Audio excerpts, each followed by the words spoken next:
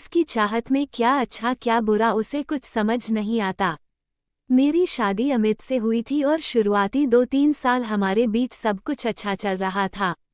हमारी जिंदगी सामान्य थी, रिश्ते में समझदारी और अपनापन था।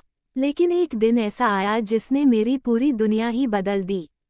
शादी के 3 साल बाद मेरी कजिन सिस्टर, जो मेरी छोटी बहन जैसी थी, हमारे घर कुछ दिनों के लिए रहने आई क्योंकि उसकी नौकरी मुंबई में लग गई थी और जब तक उसका कोई ठिकाना नहीं बनता, वो हमारे साथ ही रहना चाहती थी। हमने अमित के साथ मिलकर पूरी कोशिश की कि वो घर में सहज महसूस करे और कोई असुविधा न हो। शुरुआत में सब सामान्य था, लेकिन धीरे धीरे अमित और मेरी बहन के बीच मजाक और हंसी मजाक का सिलसिला कुछ ज्यादा ही बढ़ने लगा। मुझे ये सब ठीक नहीं लग रहा था। मैंने अमित से कहा कि थोड़ा फासला रखें, क्योंकि ये घर की गरिमा और रिश्तों की मर्यादा के लिए जरूरी है। लेकिन जवाब में अमित ने मुझे ही उल्टा समझाते हुए कहा कि मेरी सोच छोटी है और मुझे अपनी बहन पर तो कम से कम भरोसा करना चाहिए। समय बीतता गया और मुझे दोनों के बीच बढ़ती नज़दीकियां साफ महसूस होने लगीं। एक दिन अचानक मैं अमित के ऑफिस पहुंची तो देखा कि वो दोनों टी ब्रेक में भी साथ साथ घूम रहे हैं। इसके कुछ समय बाद अमित ने अपनी साली को अपने ही ऑफिस में नौकरी दिला दी। घर में भी अमित अक्सर उसे मजाक में आधी घरवाली कहकर पुकारने लगा, जो मुझे बेहद असहज कर देता था। मैंने स्पष्ट कह दिया कि अब वो हमारे साथ और नहीं रह सकती। इस बात पर अमित नाराज हो गया और हमेशा की तरह मुझे ही दोषी ठहराने लगा। लेकिन मैंने फैसला कर लिया था और अपनी बहन से साफ कहा कि इतने छोटे फ्लैट में सभी के लिए जगह नहीं है और मुझे अपनी निजी जिंदगी में स्पेस चाहिए। उसने बिना किसी बहस के कहा कि वो चली जाएगी और फिर कुछ दिन बाद अपने नए घर में शिफ्ट हो गई। लेकिन इसके बाद अमित का व्यवहार बदल गया। वो मुझसे कटने लगा और भावनात्मक दूरी साफ दिखने लगी।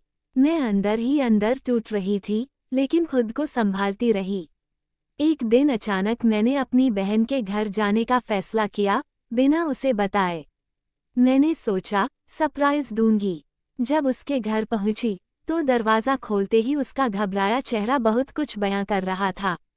उसने नाइटी पहनी हुई थी और साफ लग रहा था कि वो हड़बड़ी में थी। तभी मेरी नज़र अमित के बैग पर पड़ी। बिना कुछ कहे मैं अंदर घुस गई और सीधे उसके बेडरूम की ओर बढ़ी। वहाँ का नज़ारा मेरी आत्मा को झकझोर देने वाला था। अमित बिना कपड़ों के बिस्तर पर था। मेरे सामने आते ही उसने कहा, जैसा तुम सोच रही हो वैसा कुछ नहीं है। लेकिन अब कहने सुनने को कुछ बचा नहीं था। मैं चुपचाप घर लौट आई।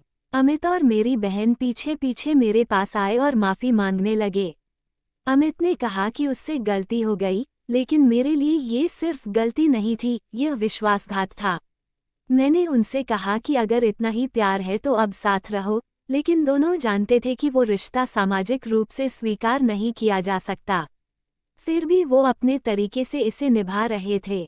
इसके बाद मैं अपने मायके चली गई। किसी को कुछ नहीं बताया, बस इतना कहा कि अब अमित से नहीं निभेगी। कुछ महीने बीते और धीरे धीरे घरवालों का व्यवहार भी बदलने लगा, जैसा अक्सर लड़कियों के साथ होता है। मैं समझ गई कि अब खुद ही अपने लिए खड़ा होना पड़ेगा। मैंने चुपचाप अपना सामान समेटा और दिल्ली आकर कॉल सेंटर में काम शुरू किया। धीरे धीरे खुद को संभाला और अपने पैरों पर खड़ी हो गई। आज 5 साल हो गए हैं उस हादसे को।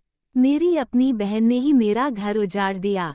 अब समझ में आता है कि बड़े बुजुर्ग क्यों कहते थे कि कुंवारी सालियों को 3 दिन से ज्यादा घर में नहीं ठहराना चाहिए। शायद उन्होंने जीवन के कड़वे अनुभवों से यह सीखा था, जैसा मैंने अब सीखा है।